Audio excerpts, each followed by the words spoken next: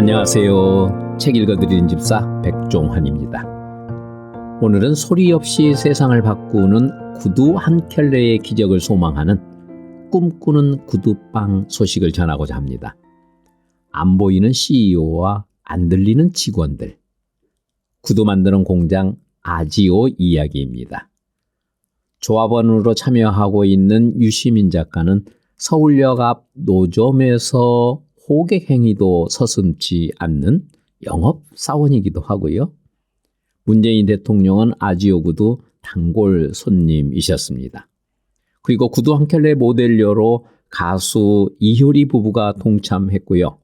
방송인 유희열 씨, 변상욱 앵커, 가수 서유석 씨, 성우 배한성 씨, 영화배우 김보성 씨, CBS 김현정의 뉴스쇼의 김현정 씨 등등 많은 분들이 구두 한 켤레 모델료로 홍보대사가 되어주기도 했습니다.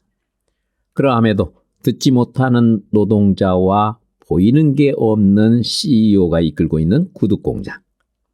이 구두공장에 얼마나 많은 사연들이 쌓여 있었겠습니까?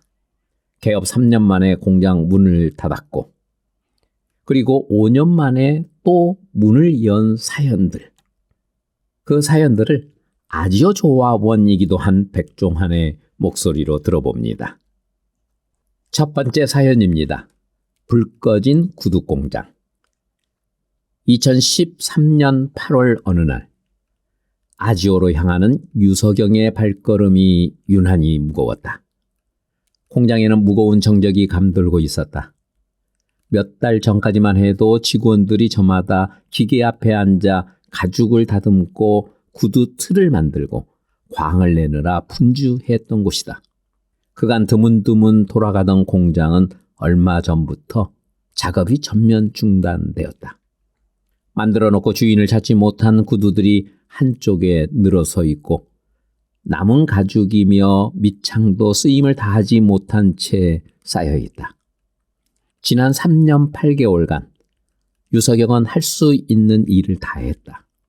구두를 팔겠다고 안 만나본 사람이 없었고 안 다녀본 곳이 없었다. 온갖 인맥을 총동원해 납품처를 구해보고 여기저기서 판촉 행사도 열어보았다. 그렇게 갖은 애를 썼는데도 빚은 쌓여만 갔다. 이제는 한계에 다다랐다는 것을 인정해야만 했다. 선의를 가진 지인들이 한두 번 구두를 구매해주고 장애인에 대한 측은지심으로 사주는 사람들이 있어 여기까지 왔지만 일반 소비자들에게 파고드는 데는 실패했다. 사회적 기업으로서 잠시 언론의 스포트라이트를 받기도 했지만 이슈만으로는 지속적인 판매를 끌어낼 수 없었고 사명만으로도 기업을 이어갈 수 없었다. 회사가 굴러가려면 생산된 제품을 파는 데서 그치는 것이 아니라 재투자를 통해 신제품이 끊임없이 나와야 하고 그로 인해 다시 투자가 이루어지는 선순환이 필요하다. 그런데 아지오는 지금까지 생산한 제품을 파는 데만 급급했다. 하루 만들어 하루 파는 식으로 가까스로 운영하다 보니 재투자는 꿈도 꿀 수 없었다. 어찌 보면 이런 결말이 당연한 것이었는데 불행히도 유서경은 회사를 운영하면서 그 사실을 뒤늦게 깨달았다. 시간이 갈수록 커지는 건 자책감이었다. 시장 조사나 아이템에 대한 연구 없이 기업 경영에 대한 충분한 공부 없이 뭔가에 홀린 것처럼 된다라는 막연한 기대로 시작한 일. 무모하고 대책 없던 자신을 원망할 수밖에 없었다. 이제는 정말 끝을 내야 할 때가 왔다. 더 늦기 전에 모든 것이 회복 불가능할 정도로 망가지기 전에 회사를 정리해야 했다. 남은 기계와 제품을 팔면 빚은 어찌어찌 갚을 수 있을 것이다. 아지오의 끝이 코앞에 왔음을 깨달은 것은 어제 오늘 일은 아니었지만 몇 달간의 치열했던 고민을 유서경은 오늘 드디어 끝내려 했다. 저녁 회식 자리를 마련했고 전 직원이 둘러앉았다.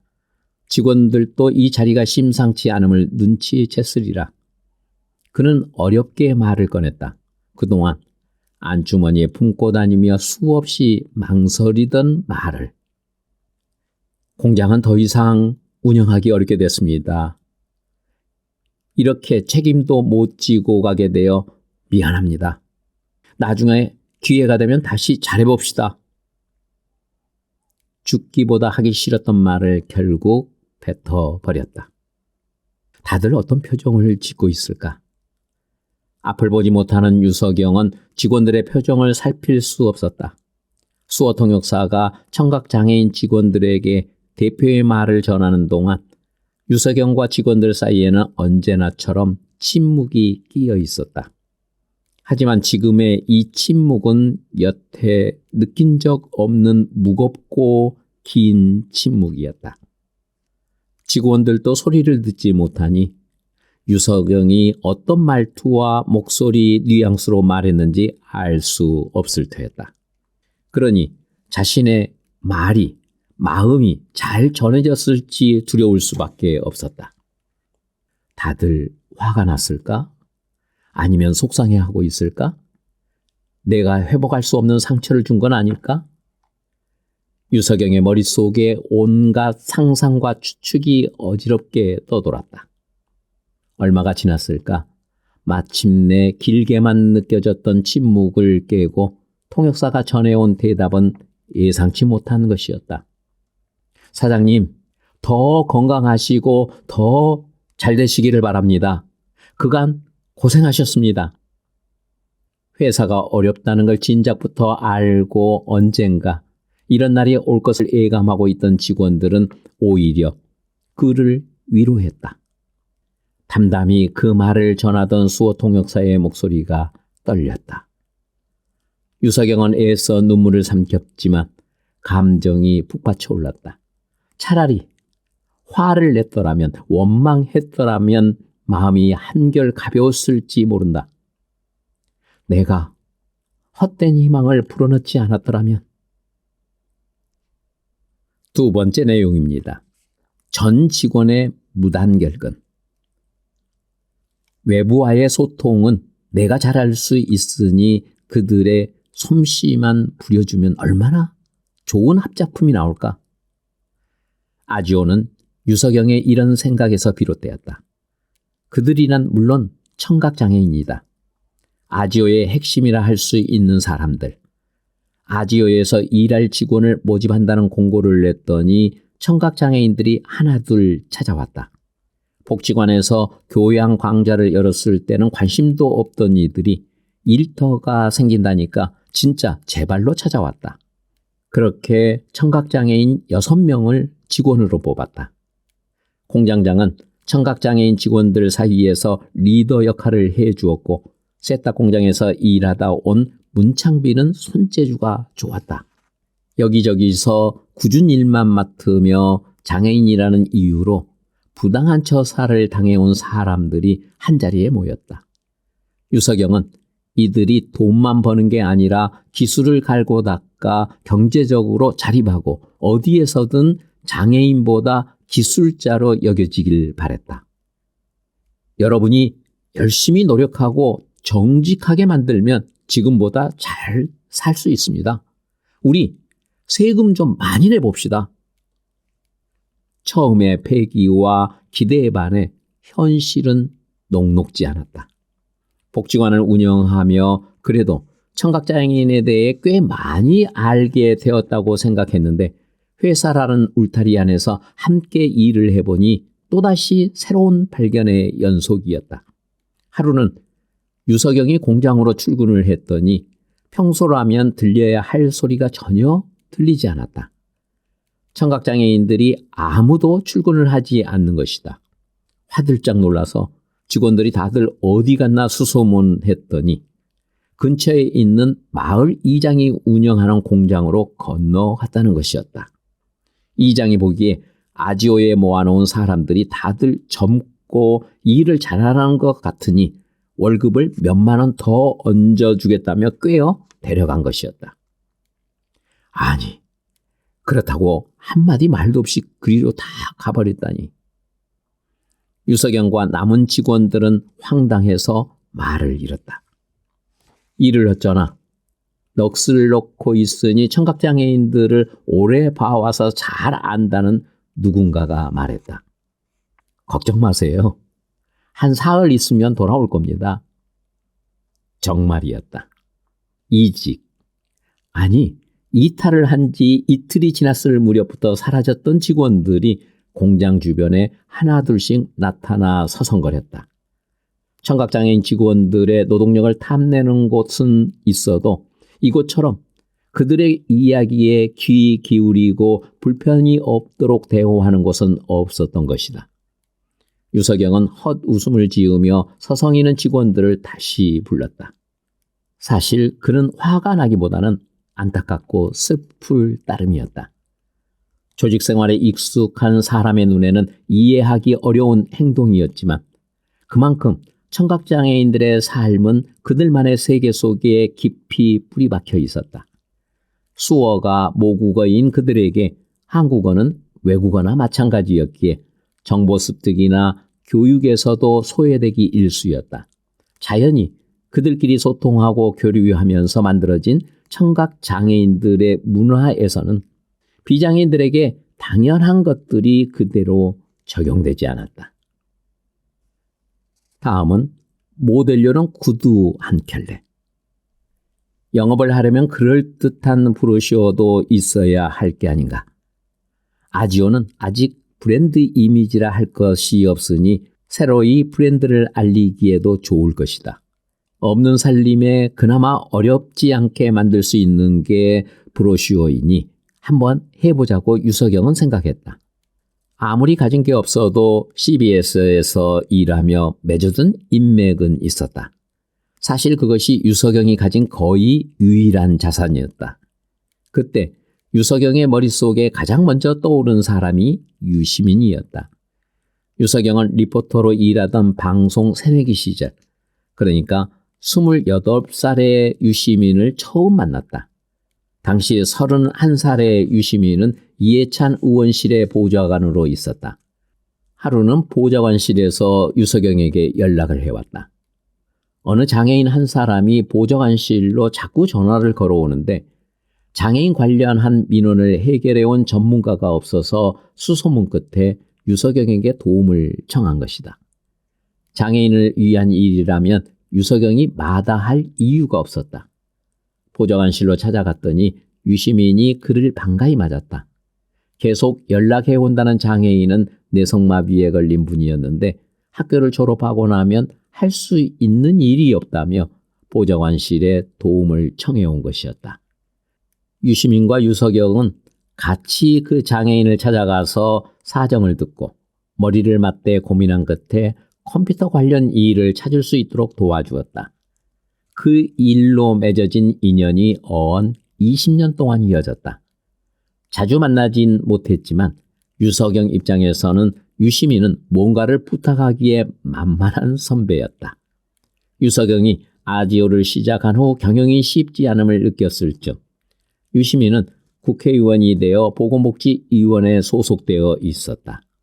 유석영은 아주에 관해 설명하고 부탁하면 유시민이 분명히 들어주리라는 확신은 있었지만 평범한 부탁은 아닌지라 아무리 편한 선배라 해도 조금은 조심스러웠다.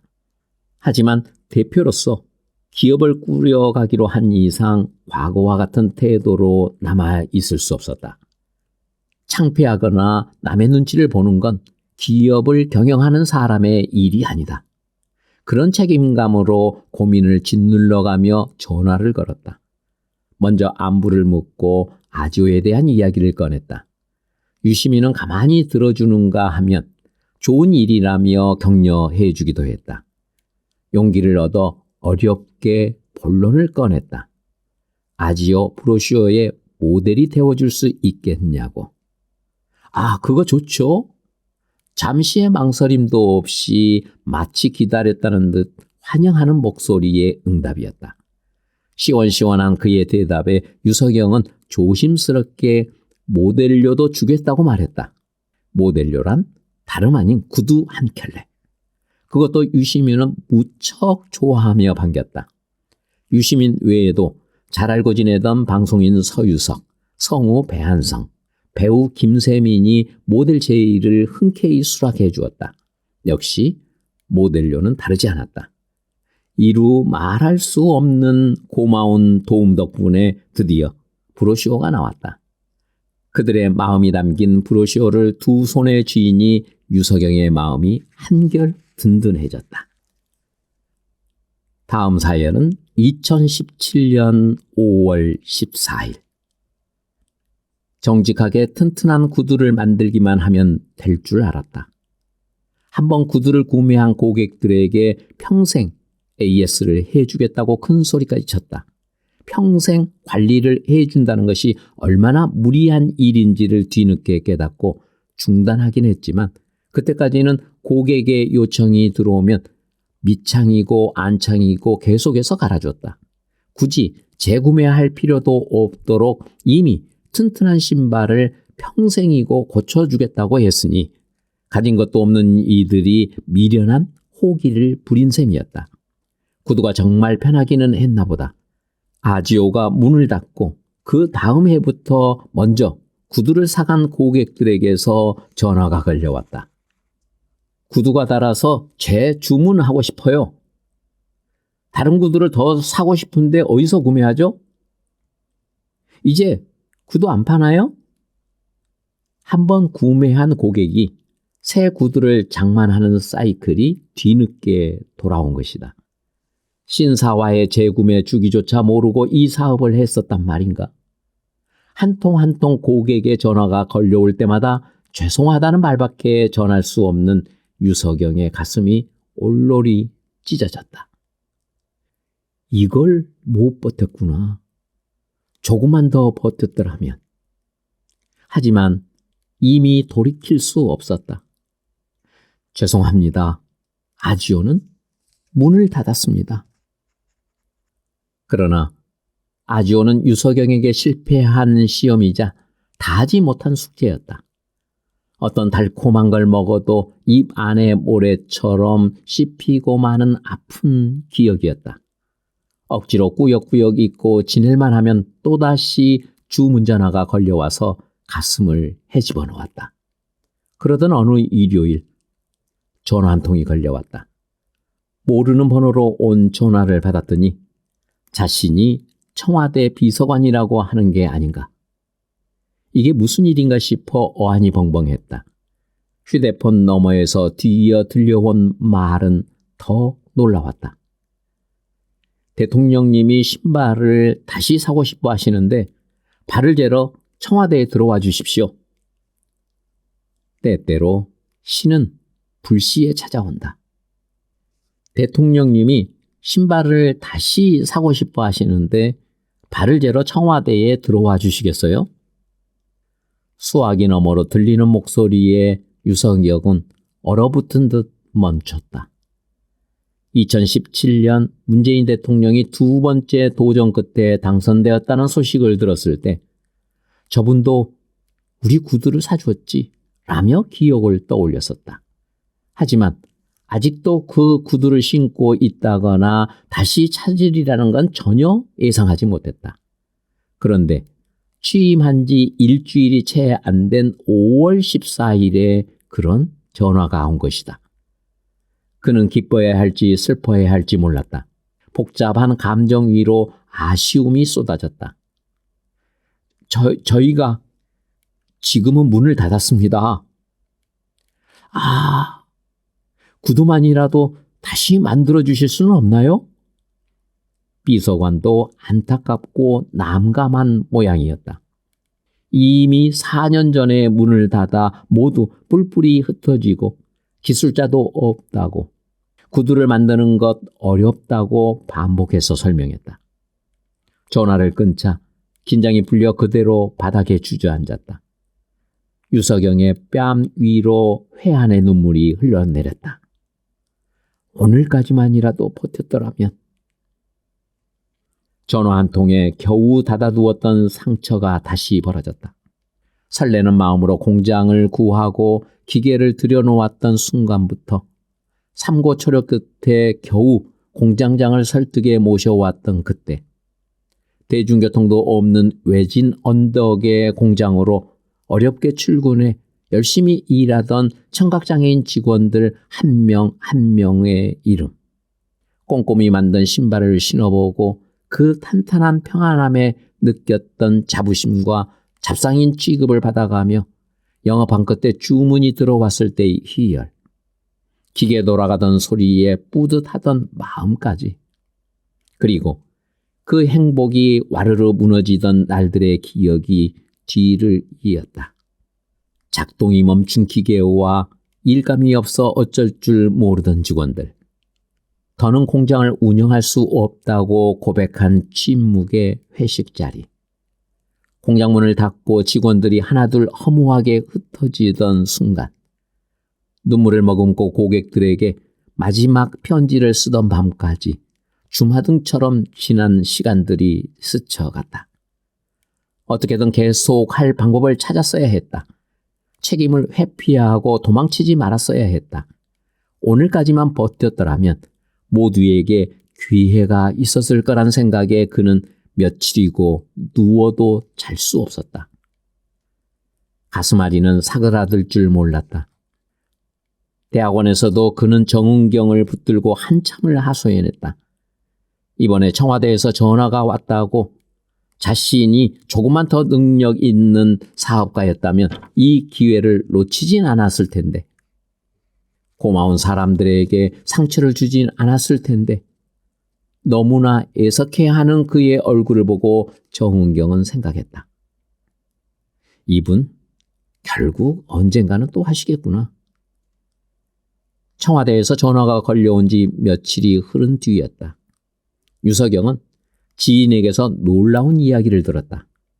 5.18 광주 민주화운동 37주년 기념식에서 문재인 대통령이 아지오 구두를 신어 화제가 되고 있다는 것이다.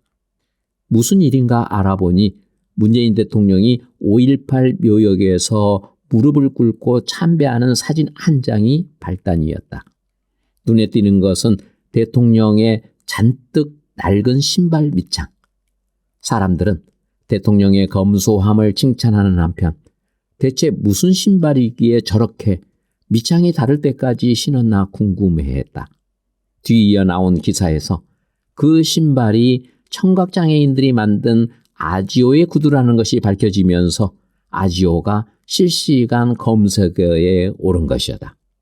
유석영은 인터넷을 보지 못하고 말로만 전해 들었으니 얼마나 화제가 되고 있는지 통 와닿지 않았다.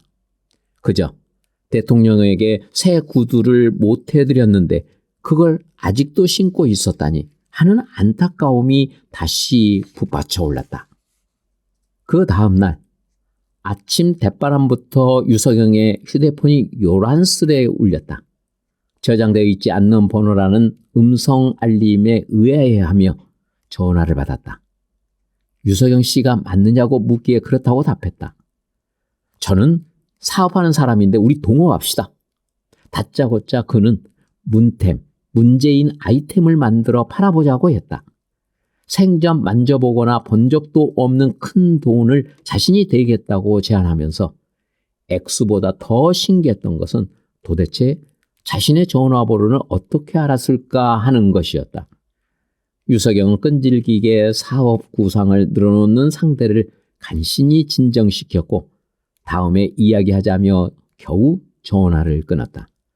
그런데 이것은 시작일 뿐이었다. 그 전화를 필두로 쉴 새 없이 전화벨이 울렸다. 유석영 대표님 맞으시죠? 인터뷰 좀 하시죠. 아지오 팝업 스토어 여실 계획은 없으세요? 구두를 단체 주문하고 싶은데요. 좀 급합니다. 다음 주까지 될까요? 언론사의 인터뷰 요청부터 다짜고짜 동업하자는 제안까지 별의별 사람이 전화를 걸어오고 직접 사무실로 찾아오기도 했다.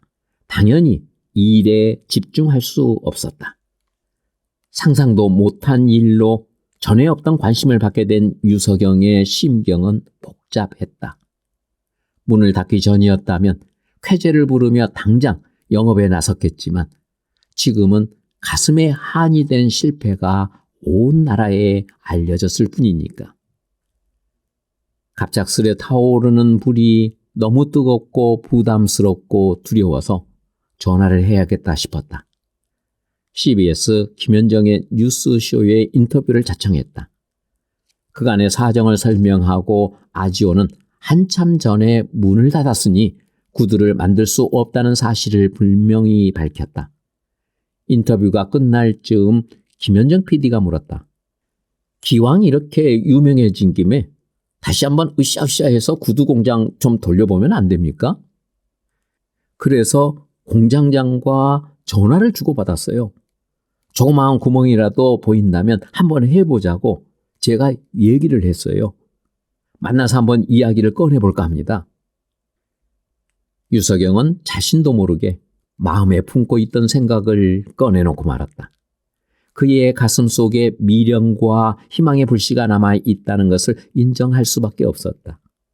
인터뷰 뒤에 또다시 아지오와 유석영의 이름 석자가 포털사이트 실시간 검색어에 오르내렸다. 그간의 사정을 들은 사람들로부터 아지오를 다시 살리자는 성원이 빗발쳤다. 다음의 사연은 아지오 일어서다.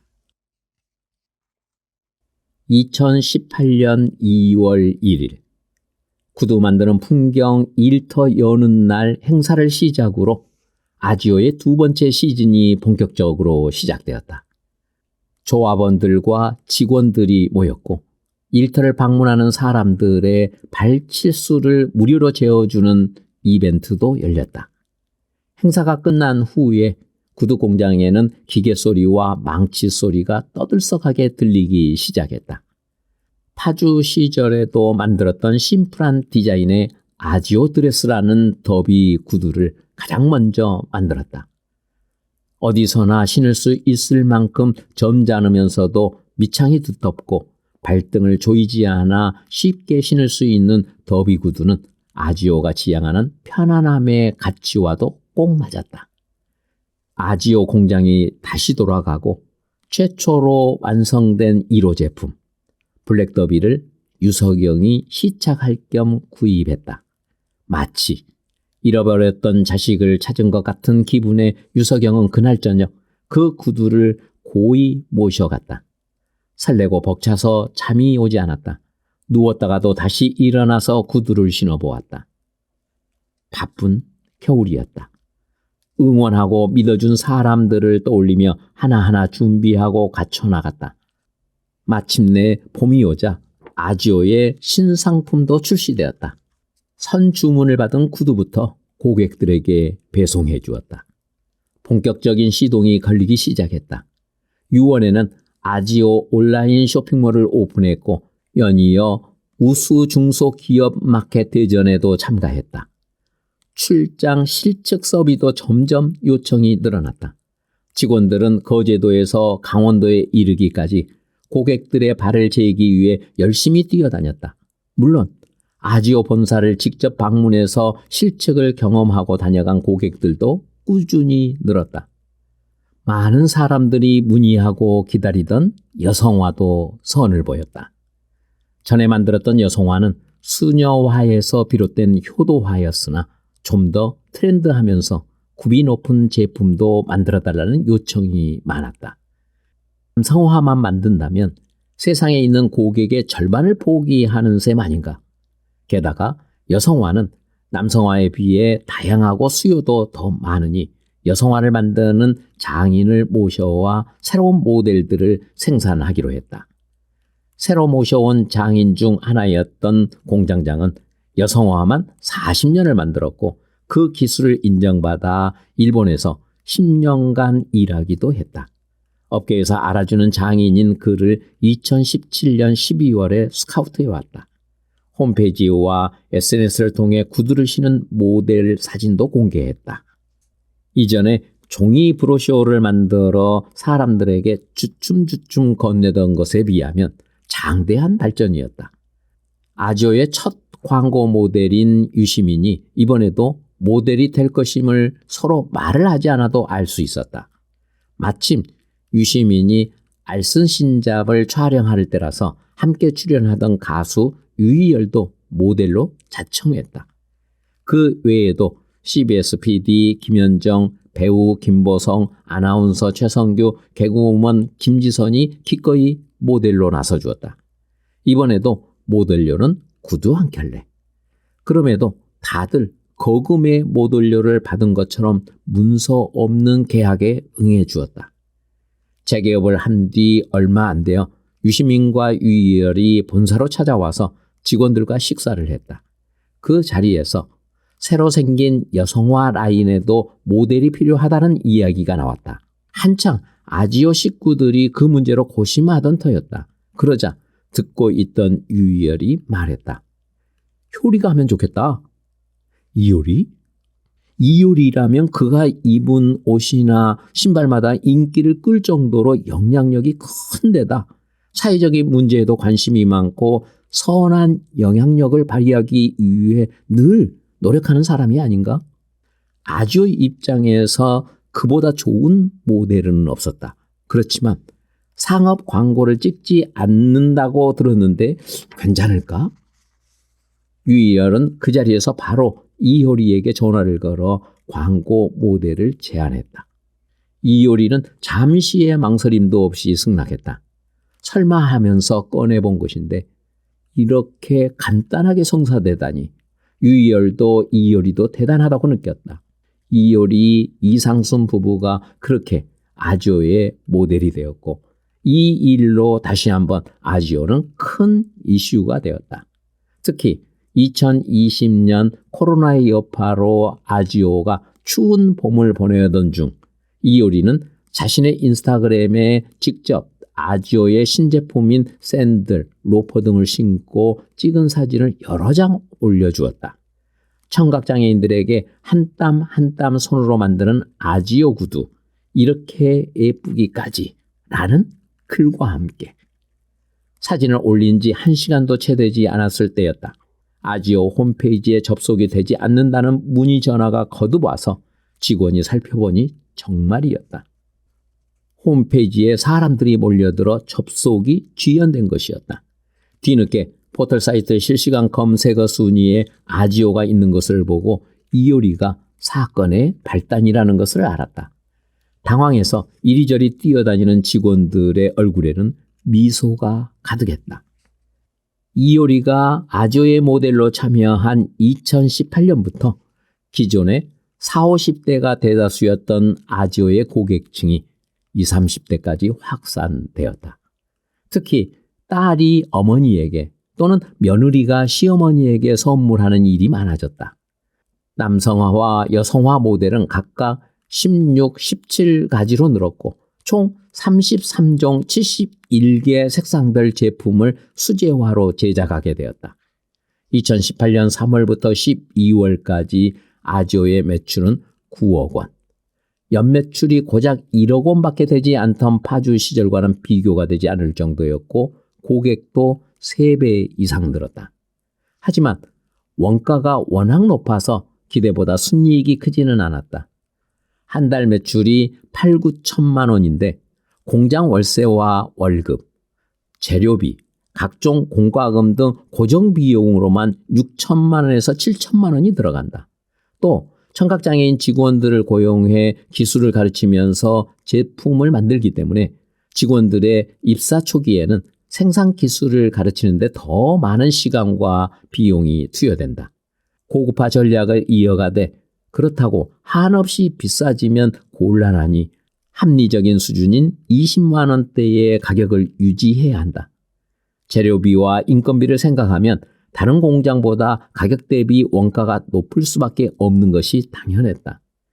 비효율적이고 비합리적이고 비생산적인 구조.